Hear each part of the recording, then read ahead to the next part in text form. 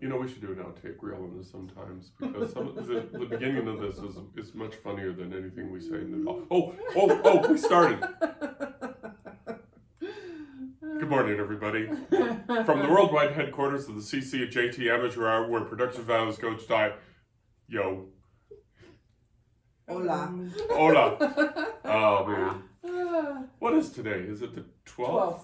12th? Yeah, mm-hmm. January 12th, 2025. It's a Sunday and we're drinking coffee. Yay!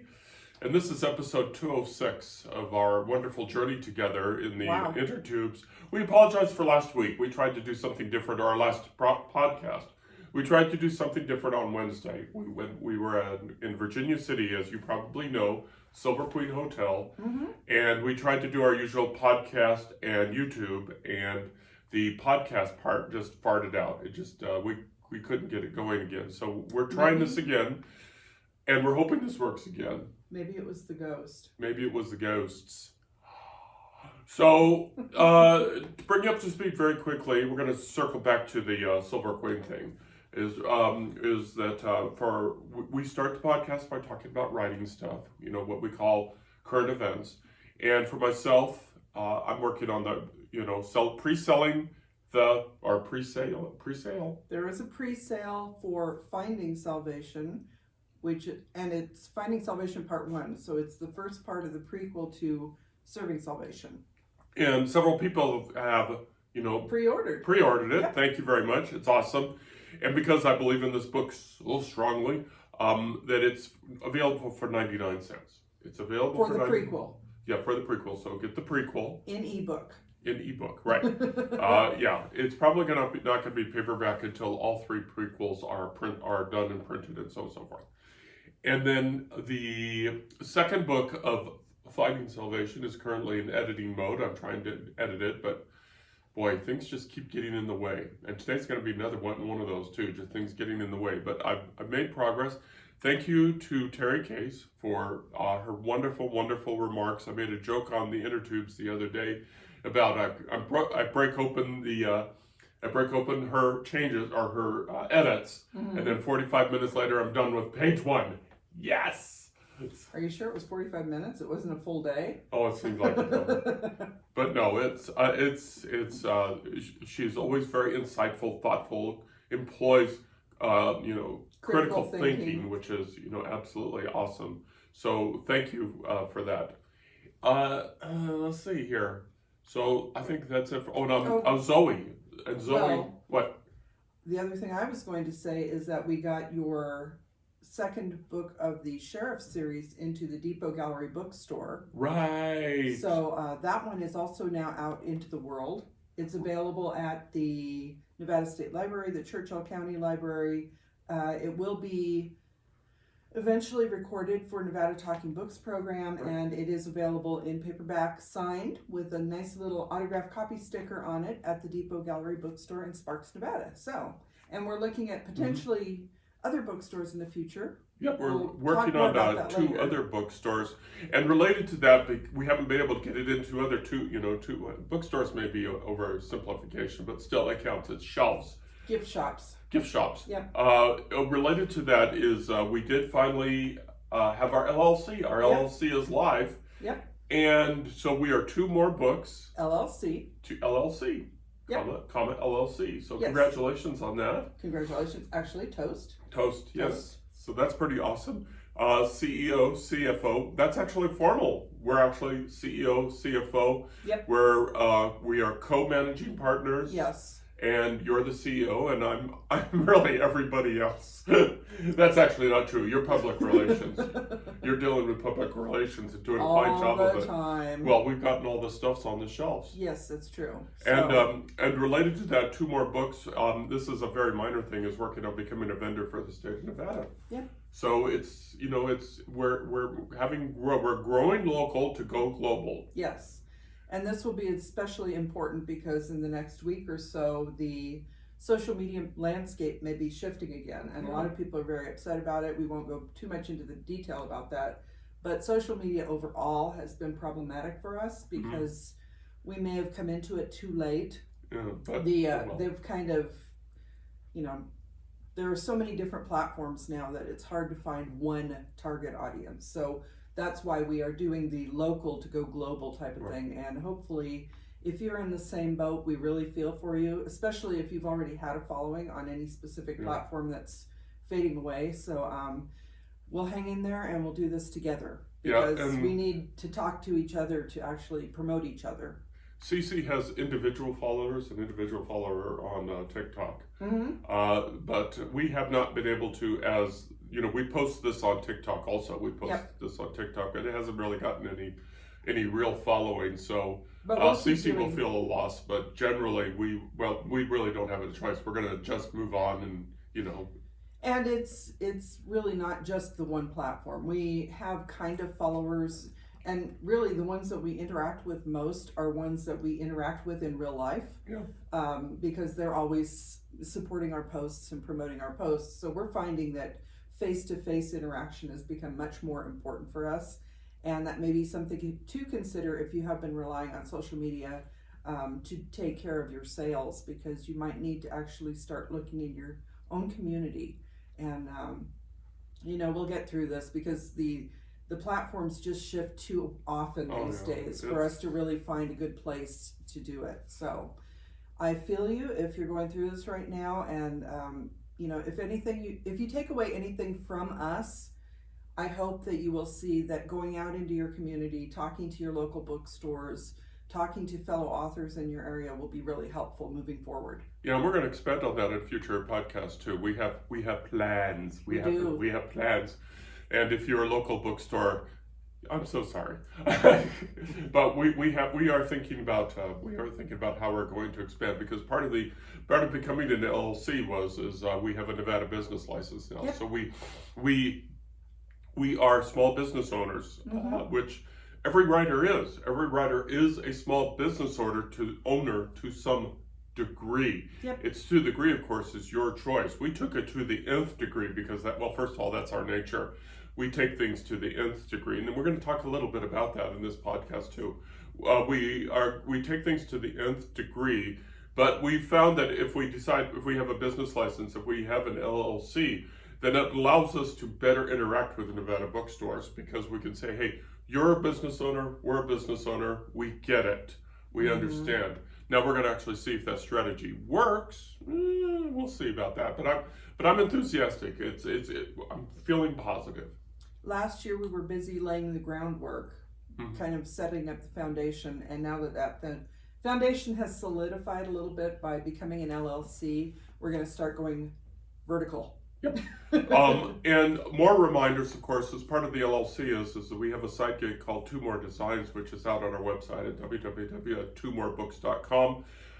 If you are interested, I'm doing internal book designs for free, so I can learn how to do it and maybe charge at a later date.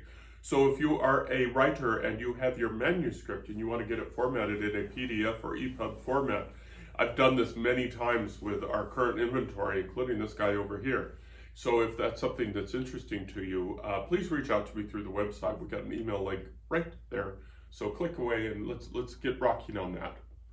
Okay. And he is very good at it. It doesn't take a huge amount of time, because we use Atticus, which we are not sponsored, but it is something that we found works really well for us. And if you have been having trouble formatting the internal part of your book, you know, reach out to JT and he'll be happy to try to help you do the best work you can to have a beautiful book to release. And it's especially great to have those paperbacks in your hands. Oh yeah, it feels so good. We got the Zoe one the other day, and it feels so yummy to have it in the hand. Once the cover reveal is done, I have a picture of when he first got the book. He was glowing. Yeah, he's very happy. Happy, joy. Okay, so let's get into the gist of the podcast. And we talked about imposter syndrome before, and this is kind of related to that. And imposter syndrome is when you feel that you're not quite good enough. You know, we have the poster child for imposter syndrome right here because of her professional work standards, because of her former day job. She was promoted through competence. She was promoted through competence to a position that generally requires a high level of education educational achievement. And, you know, Cece and I, our bachelor's degrees are both in general studies, and which means that we don't know anything about one thing, we know everything about everything. And so, but for the state of Nevada, when you're employed by the state of Nevada, many of the positions require a minimum, I should say, of the upper positions require just a bachelor's degree plus experience, which you had oodles of, but you were still struggling with imposter syndrome. And I don't want to focus on imposter syndrome for this podcast. Right. But what I do want to say is I want to focus more on maybe imposter success. And the reason I'm saying that is every once in a while I will just, when I'm just got nothing to do and I'm just sort of, you know, treading water, is I'll open up a book I have on my phone in Kindle, and I open up this book at random, and it's been years since I've read it, and I'm not going to name the book. It's been years since I've read it, and I struggled with it because I should say this was a very successful, popular book that sold millions of copies. Incredibly successful. And it sold millions of copies, and then it was made into a movie that made hundreds of millions of dollars. And I'm struggling with that success, and I shouldn't, because, you know, looking at other people's success is always a mistake. Right. You know, you should focus on your own little world. But the reason I'm struggling with this book is because technically I would never write this book. I would never, ever, ever write this book because... Well, for the subject matter, obviously, is something that you would not have a background in, you would not have an interest in. So that's one of the reasons, obviously. It's something very culturally different than us. Yeah, but the technical aspects Right. of it is really what triggered me, because I've, for better or worse, is when I write POV, for example. This is an excellent example. Serving Salvation is there were like, half a dozen main characters. And one chapter was devoted to the POV from that particular main character, Right. whether it was the captain or the engineer or the Pope. You know, the POV was from their point of view. Yeah. And of course, these people couldn't read minds. No. So they wouldn't know what they were thinking. So Right. whenever somebody they were talking to or interacting to had a thought or expression, it was, I made sure, and people like Terry and my beta readers and the editors always made sure to correct what my assumptions, to make sure that it was from the POV of the person, of the correct character.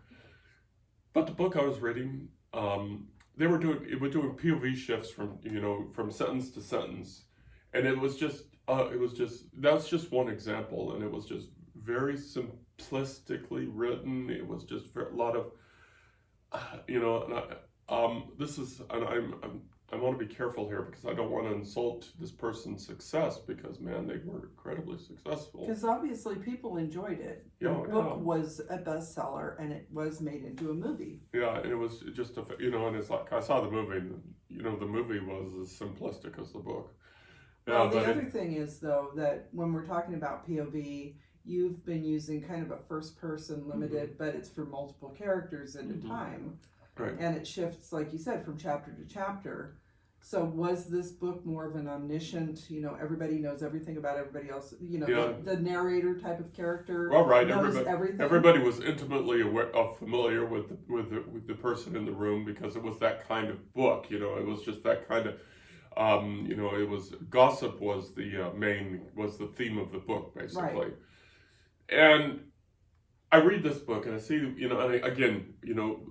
looking at other people's success writers looking at other peop's success is a mistake. Yeah, you have to write in your universe. You have to write in your world.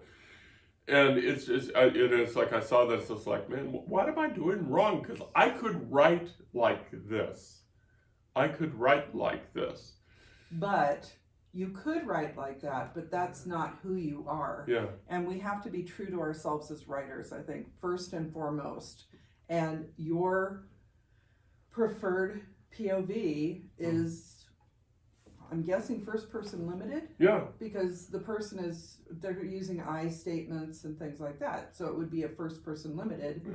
There will not be head hopping in the chapters because it's clearer to be able to say, okay, this chapter is from this person's point of view. Right, and it's still a struggle because Yeah. I see other writers do this, and it's like this is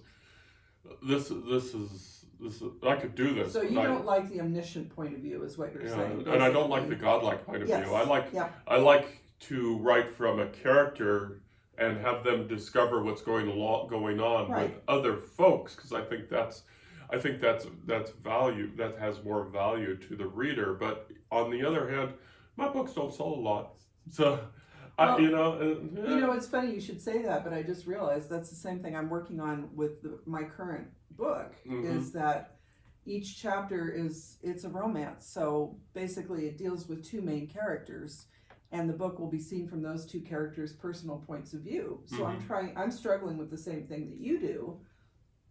I think I may be more familiar reading omniscient characters, and maybe that's part of my struggle. But you are really good at embodying the characters, because you've gotten quite a few comments saying that your characters are very realistic. They have, you have a voice, but they also have a voice. And that may be one reason that the sheriff books have been so popular, because you're so familiar with Nevada and Nevada characters, basically, because we are all characters of Nevada. That everybody in Nevada. That the way you write them, it feels very realistic to other Nevadans. So I think JT, not being familiar or comfortable with omniscient point of view as a writer, you are good at what you do. And just finding the audience, maybe more people are familiar with omniscient point of view, and I don't know, maybe that's part of the issue. But that being said, people do find your books readable because the characters are relatable. Yeah, and I'm going through my brain here, and I'm thinking, that's how I've written all my books. I've written all my books from first person limited. Either the entire book, such as the Tucci books, is all from Tucci's point of view, or but they've all been that way. Zoe is written that way. Is also written from just Zoe's point of view, and it's just I'm not comfortable writing, like, for example, a God view. Right. God view is like it's like where the narration includes everybody's thoughts at one point, and it's like no, that's no fun. But that's why you're finding it simplistic, probably, is because it's a little bit of hand-holding, that things are explained to the reader in great detail, like, well, this person said this, and it was as a result of this action over here, instead of letting the reader figure it out for themselves. And that's just my style, and of course, the other styles are equally valid, and they literally, and in a literature point of view, excellent points of view. Right. Of course, we could name a zillion books where that works. We could talk about Uncle Steve, who's done it all, and done probably every point of view. And I'm segueing to Uncle Steve because he has words of wisdom that apply to this. And I realized earlier, I text this to CC saying, okay, you can read it from your phone. And then I'm looking at her phone, I'm going, oh, wait a minute, that's our audio. So you saw me fumbling around earlier on the laptop because I had to get it up on the laptop. But Uncle Steve replied to somebody who was saying, that they were having their own struggles. And quoting Uncle Steve here from Threads, from I think it was in December. I don't see, there it is. I don't see the date on this, but it was from December. He said, quote unquote, we all suffer from imposter syndrome, believe me. You write for the joy of it, but the headwind is your secret belief that what you're doing sucks. And Well, and remember, famously with Stephen King, with Carrie in particular, he had thrown Carrie in the trash.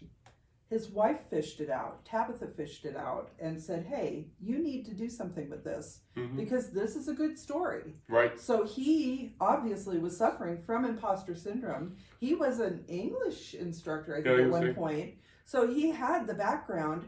He was writing readable things, and, we all are a little iffy about listening to our loved ones, because sometimes they tell us things that, we think, to kind of give us a pat on the back. Loved ones will say what they feel you need to hear. Right.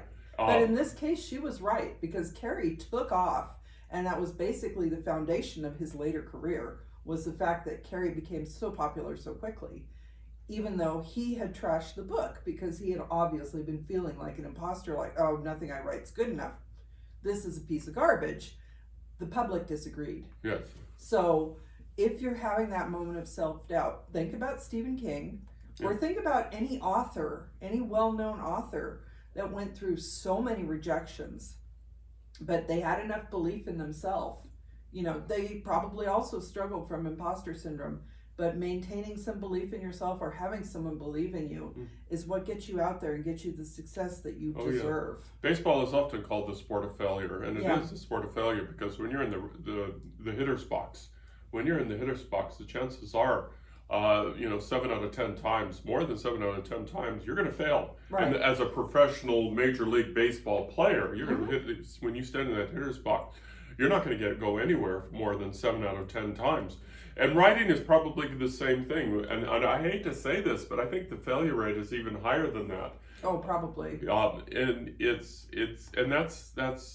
that all depends on what you consider success and failure.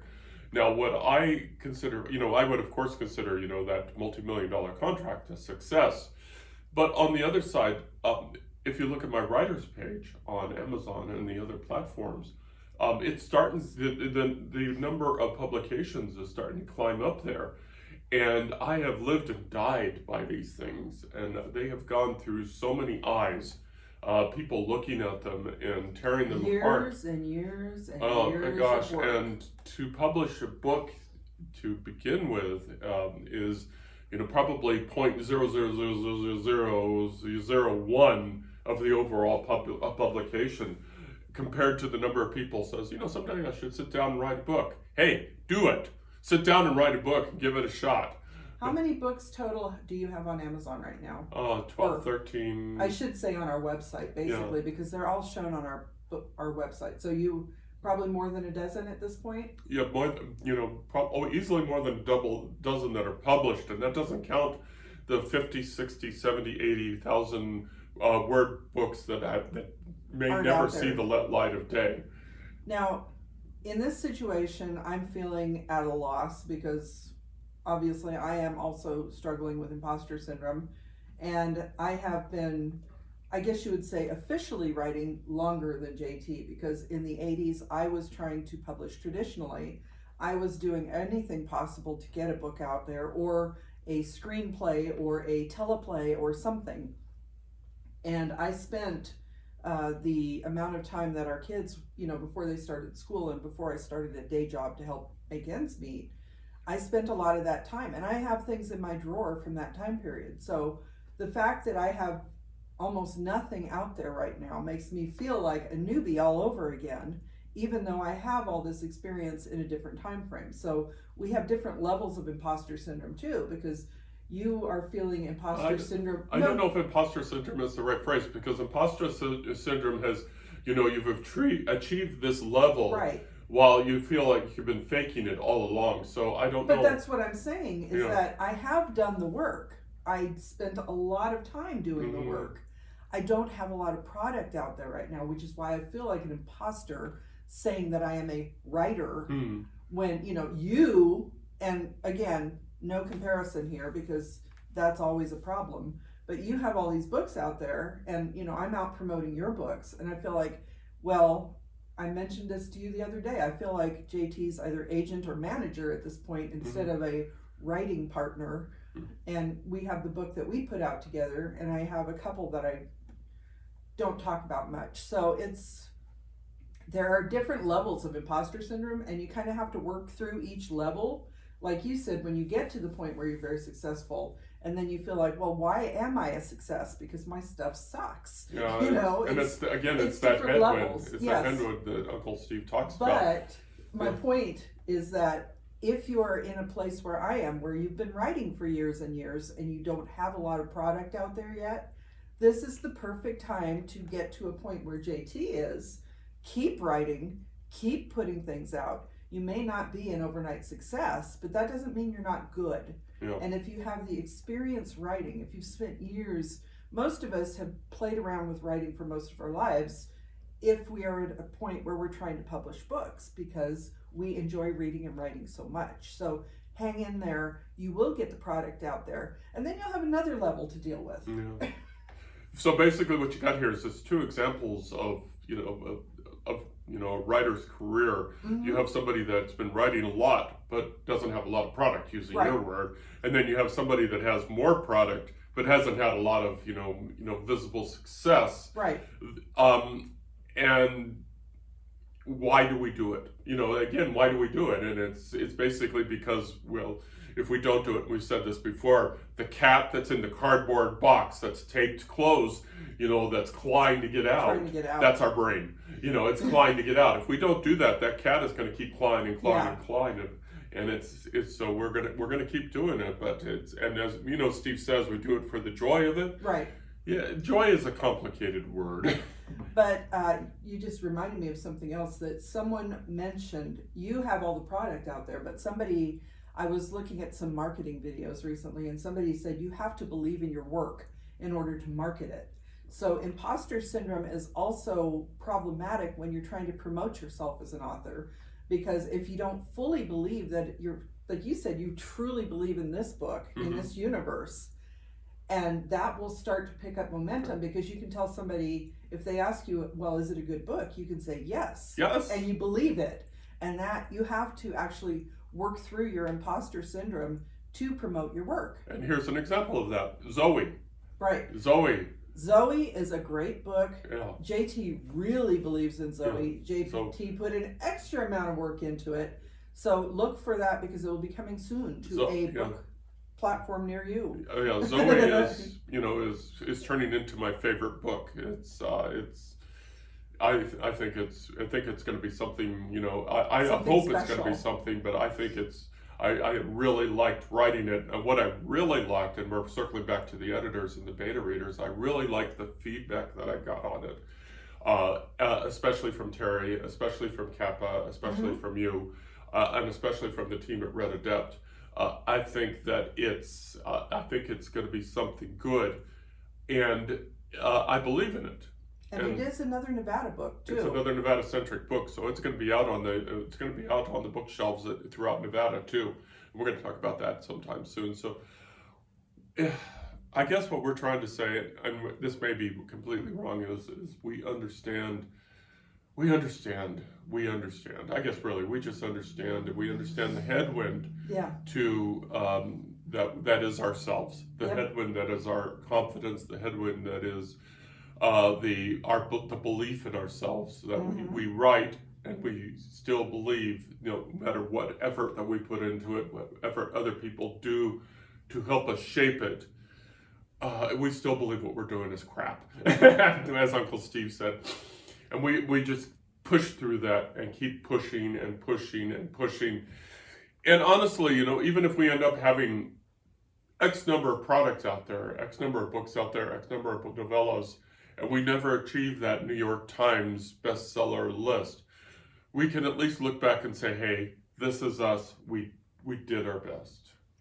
And we will continue promoting things. It's just that sometimes if you're having one of those days where you're feeling like your books aren't your best work, maybe that's not the best day to try to promote it. Yeah. Make sure you have self-confidence and confidence in what you've written, and put it out there into the world, and eventually somebody will agree with you, because you have to get the eyes on the book in the first place. And you know what? If you conquer the world one reader at a time, and you find out that you've made one person's day better, or one person's world better through your book, you know what? Cool. That is success. That's a success. Yep. Okay. We're in this society, we're so focused on financial success that we really don't give enough credit to other forms of success. Like putting this out here, the fact that we have a paperback version of this book, Mm-hmm. which you worked on for many years, Mm-hmm. that is a success. Yeah. Okay. So, hang in there. We feel you. We're with you. We understand you. Believe in yourself.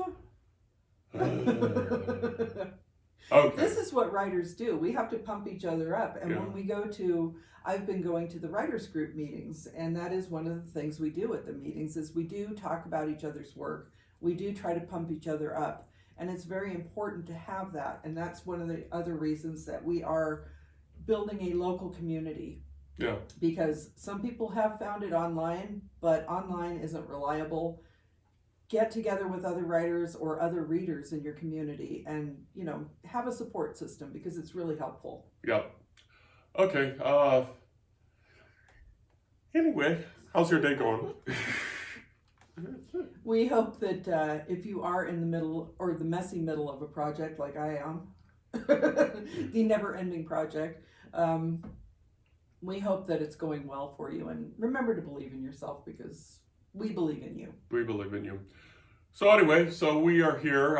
We hope that you're enjoying our Labor Day tree and our July 4th nutcracker, and it's going to come down. Eventually, yeah. Well, I'm waiting to finish my project. Yeah, so we're working on the project, so you know our Christmas stuff is up. So check us out on here comes the commercial. Check us out on our website at www.carsonhume.com, where you can find links to our books. You can find links to our podcasts and videos. And you can find links to what is the CC and JT experience.